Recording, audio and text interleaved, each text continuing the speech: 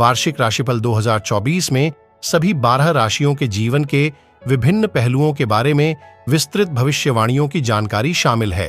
किसी के करियर, वित्त, रिश्ते, व्यवसाय, स्वास्थ्य, परिवार आदि से संबंधित जानकारी दी जाती है। यह लेख आपको यह समझने में मार्गदर्शन करेगा कि वर्ष 2024 में आपके लिए क्या सकारात्मक या नकारात्मक चीजें हैं, ताकि आप पहले से ही इसके लिए तैयार रह सकें। आइए जानते हैं सभी 12 राशियों के लिए साल 2024 की भविष्यवाणी क्या है।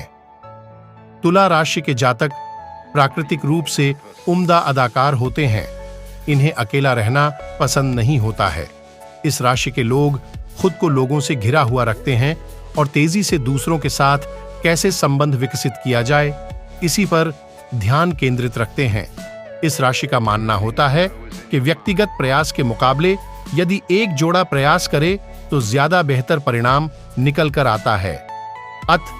जब ये जोड़े में होते हैं तो बेहतर प्रदर्शन करते हैं, फिर चाहे वो घर हो या कार्यालय। अब जानते हैं साल की भविष्यवाणी के बारे में। देवगुरु बृहस्पति आपकी कुंडली में तीसरे और छठे भाव के स्वामी हैं और उनका गोचर आपके सप्तम भाव में हो रहा है। साल की शुरुआत में देवगुरु बृहस्पति सप्तम भाव में मार्गी होंगे, जिसके कारण बृहस्पति के शुभ परिणाम आपको प्राप्त होंगे। जिनका विवाह होने में देरी हो रही थी, उनके विवाह की संभावना बनेगी। वही आपके वैवाहिक जीवन में भी परिस्थितियों आपके अनुकूल होंगी। व्यापारी वर्ग को भी देवगुरु बृहस्पति के मार्ग होने से साल की शुरुआती 4 महीने अच्छे लाभ की स्थिति बनेगी। तुला राशि के जातकों के लिए शनिदेव राजयोग कारक ग्रह होते हैं और चौथे भाव के स्वामी होकर उनका गोचर पूरे वर्ष आपके पंचम भाव में ही रहेगा। शनिदेव की दृष्टि आपके लाभ स्थान पर जा रही है। शनिदेव के इस गोचर के कारण छात्र वर्ग को पूरे वर्ष प्रतियोगी परीक्षाओं में सफलता की उम्मीद दिखाई पड़ रही है। संतान पक्ष से आपको लाभ होगा। इसके अलावा शेयर मार्केट से भी आपको अच्छा मुनाफा प्राप्त होने की संभावना दिखाई पड़ रही है। सरकारी नौकरी कर रहे जातकों को पदोन्नति मिल सकती है और पूरे वर्ष जीवन में लाभ की स्थिति रहेगी। सूर्य देव आपकी कुंडली के लाभ स्थान के स्वामी हैं और 14 अप्रैल को अपनी उच्च राशि मेष राशि में प्रवेश करेंगे और सप्तम भाव में विराजमान बृहस्पति के साथ 12 वर्ष के बाद गोचर में एक साथ होंगे। जब आपके तीसरे और लाभ स्थान के स्वामी का गोचर एक साथ होगा तो इस राजयोग के बनने से आपको बहुत लाभ प्राप्त होगा। आपके साहस और पराक्रम में वृद्धि होगी। आपके द्वारा की गई यात्राओं से आपको लाभ होगा। आप अपना नया कारोबार शुरू कर सकते हैं। किसी नई कंपनी की परियोजना के बारे में विस्तृत रूप से रिसर्च किया जा सकता है। आपके मित्र भी इस समय पूरे तरीके से आपके सहायक सिद्ध होंगे। उच्च पद प्राप्ति होगी।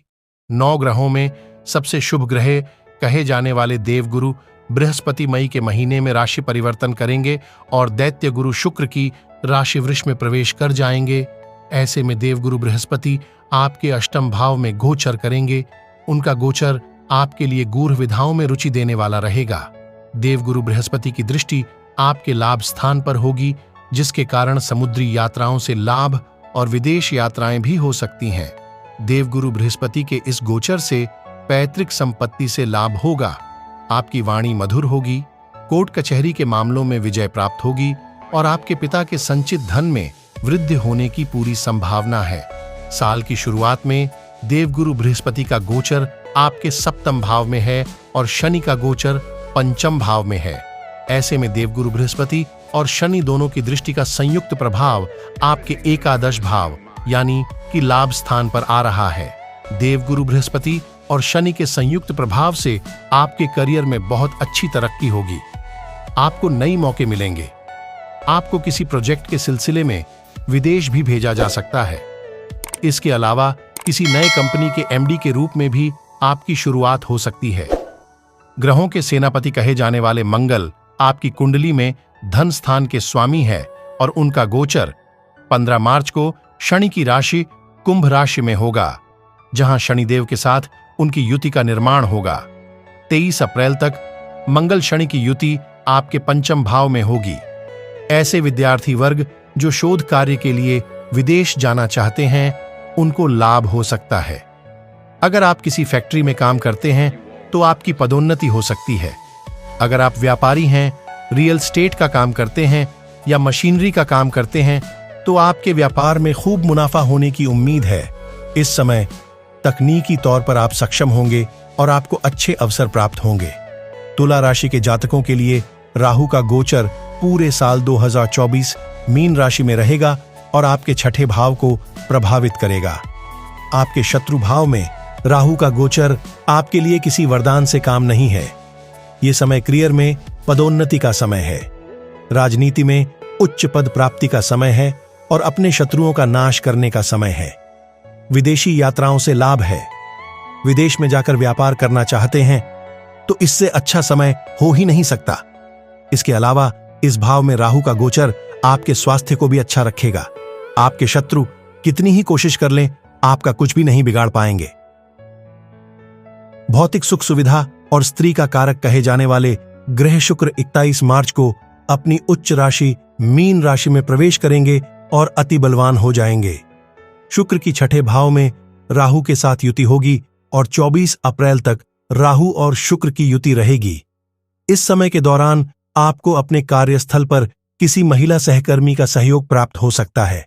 आप अपनी प्रेमिका के साथ कई बाहर पिकनिक के लिए या घूमने के लिए भी जा सकते हैं। स्त्री पर धन खर्च होगा। भौतिक सुख सुविधाओं पर आप पैसा खर्च करेंगे। परिवार के लोगों पर भी आप अच्छा धन खर्च करने वाले हैं।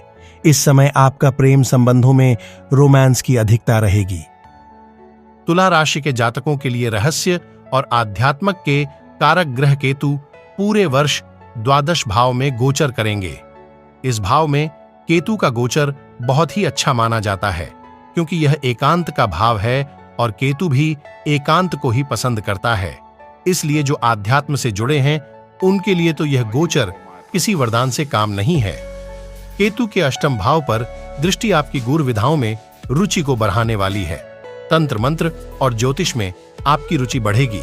इसके अलावा टेक्नोलॉजी से जुड़कर जो लोग अपना काम कर रहे हैं उन्हें बहुत अच्छी प्रसिद्धि प्राप्त होगी। मीडिया, जनसंचार और लेखन से जुड़े जातकों को भी केतु का यह गोचर बहुत फायदा करने वाला है। तुला राशि के जातकों के लिए साल 2024 प्रेम संबंध और वैवाहिक जीवन के लिहाज से अच्छा रहने वाला है। साल की शुरुआत में ही पंचमेश का शुभ गोचर और सप्तम भाव में देवगुरु की उपस्थिति आपके प्रेम संबंधों को प्रभावी बनाने की दिशा में कार्य करेगी। इस समय जो संबंध बनेंगे वह लंबे समय तक आपका काम आने वाले हैं। इसके अलावा जो निसंतान दंपत्ति है उन्हें संतान की प्राप्ति हो सकती है। आपके प्रेम संबंधों में मधुरता आएगी और आपके वैवाहिक जीवन में भी बहुत अच्छी प्रेम की अधिकता आपको देखने को प्राप्त होगी। हालांकि साल के मध्य में आपको अपने पार्टनर की सेहत का भी ख्याल रखना होगा। दोस्तों, अगर आप हमारे चैनल पर न्यू हो तो वीडियो को लाइक करना और चैनल को सब्सक्राइब करना ना भूलें।